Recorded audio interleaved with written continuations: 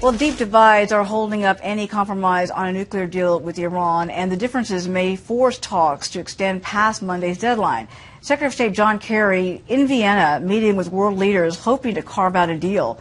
Here at home, some lawmakers are worried that if a deal is made, it'll be too easy on Tehran and want Congress to have more of a say. Ranking member of the Armed Services Committee, Senator James Inhofe, is joining us here in our studios. It's a pleasure to have you here, sir. It's nice to be with you. Before I get to that subject, I want to ask you really quickly about your reaction to the recovery of these lost emails that were once deemed lost forever. Yeah, I assumed that they would show up sooner or later, and I think it's really great that they have, and I'm anxious to see what is revealed now, because I know from talking to people who were involved who all said the same thing, they destroyed them. I'm delighted. You're delighted? Yep. Because you always knew they were going to be there. I felt they were. Moving on now to Iran and the deadline coming up, originally from Monday, about setting up a deal between Iran, the U.S., and other countries about securing something that will hold and one that will offer some real change. A lot of folks say in this country, why do we need a deal now?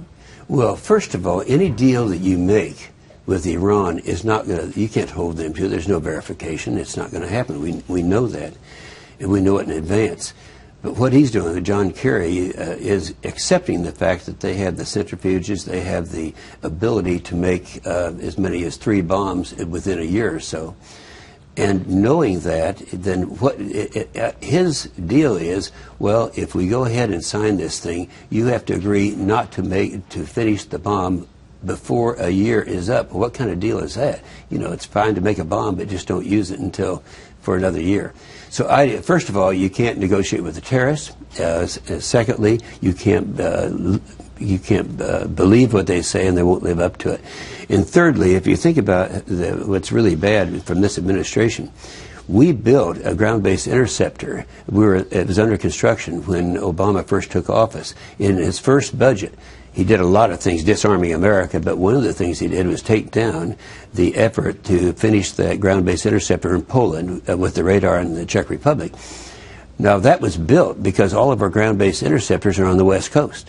And so that was built to knock down something. Our intelligence said that Iran would have a weapon and a delivery system by 2015. That was 2007, and they're right on target, and that's just a few weeks away. So it's a scary thing to think that we'd walk in there and say, well, we'll make you a deal. You can have a bomb, but don't use it for a year. Well, even the IAEA says that information, some basic information that it was expecting months ago, has yet to be produced from Iran. Yeah, well, you're not going to get it from Iran, but again, I keep calling him Senator Kerry. He is one who has always believed that he kind of carries on the policy of appeasement that this administration has, and appeasement has never worked and never will. And tomorrow's Monday. He's not going to come up with a deal. Let me ask you, with the stakes being so high, another hot spot in the world, you're just back from a trip to the Ukraine and other nations, Latvia and others, meeting with leaders there about the tensions that are escalating with Russia.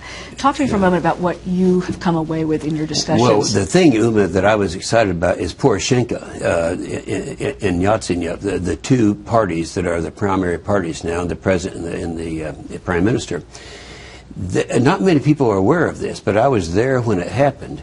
It takes 5% for a party to end up in Parliament. The communists didn't get 5%. This would be the first time, I think, in their history that they have not had a representation in the Parliament by the Communist Party. That's huge. What does that tell Putin? It says that these people they're seeking freedom. They want to restore what Reagan did many years ago. But Uma, I was also in Latvia, Estonia, Lithuania. And so it's not just in Ukraine. They're trying also, Putin's trying to bring them in. I coined a term. They're trying to re-Reaganize the Soviet Union. So it's a lot of other countries too. Ukraine is under the gun. They're killing people today, and we need to do all we can. What this administration has done there is that, well, we've been supportive. what have they done? They sent over blankets and sleeping bags. That's not what they need. They need heavy artillery, and we have a list of things that they need to defend themselves. But it seems that Putin seems to be just getting away with anything he wants to do at this point, and the world can't seem to exert enough pressure on him to hold back. We have the same thing there as we have in Iraq and Serbia. In Syria, if we would just give them the ability to defend themselves with something heavy, but this administration thinks, well, that just makes them angry, you know. So we have the same situation in Ukraine that we have in many other places, including we should be giving the Kurds and the heavy equipment to use against what's being used against them. People are dying by the hundreds and thousands, and all it would take for us to help our own friends, our own allies over there. Senator, it's so great to have you here today. Thank you so much for sharing your thoughts with us and about your trip and what you've learned from the leaders there. Let's hope that they get the help that they need. We hope so, Emma. Absolutely.